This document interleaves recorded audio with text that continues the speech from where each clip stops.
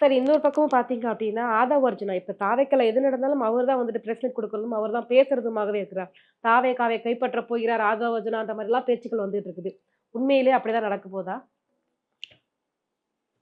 இல்ல அப்படியெல்லாம் அது காலம் தான் முடிவு பண்ணும். ம்.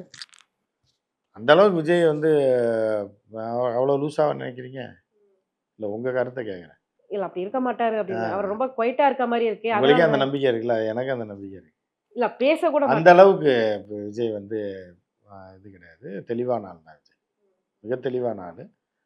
அத வச்சுனா விட எனக்கு தெளிவான ஆள் தான் விஜய். இந்த பிரஸ் மீட் கூட குடுக்க மாட்டேங்கிறாரே, அத வச்சு நான் பிரஸ் கேட்டேங்க. மீட் குடுக்கணும்னு அவசியமே இல்லையே. ம்.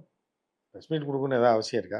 ஆமா சார். ஏன் மோடியும் தான் சார் குடுக்க மாட்டாரு. பத்திரிக்கையாளர்கள் மோடி அப்புறம் மோடி மாரி பண்ணீங்கன்னா, அப்புறம் மோடி ஆட்சி நடக்குதான்னு அடுத்த கேள்வி கேட்பேன் ஆமா, நானு. அப்படித்தான் இருக்கு.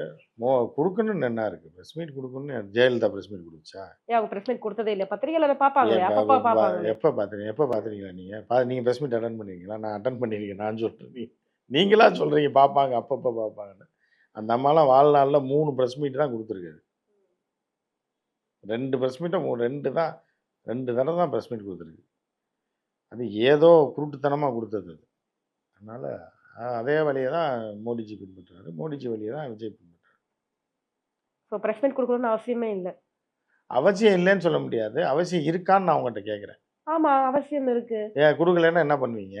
பத்திரிக்கையாளர் சார்பாக ஏதாவது மக்கள் சார்பாக ஏதாவது கேள்வி கேட்பாங்க. உங்கள ஏன்னா கேட்கவே எங்களுக்கான சொல்லலையே. கேள்விகள். உங்கள்ட்ட பதில் சொல்ல வேண்டிய அவசியமே இல்லன்னானா? இப்ப மோடி என்ன பண்றீங்க நீங்க? 3வது தடவையா தேர்ந்தெடுக்கலையா? பிரஸ் மீட்டே குடுக்கல. புரியுதா? மோடிய தேர்ந்தெடுக்கலையா? அதே மாரி விஜய் எப்படி நீங்க கை விட்டுருவீங்களா? ஓ! நீங்க அப்படி வரீங்க. சரி. அதுதான். தொடர்ந்து விஜய் ஆதரிங்க. நல்லது நடக்கும்.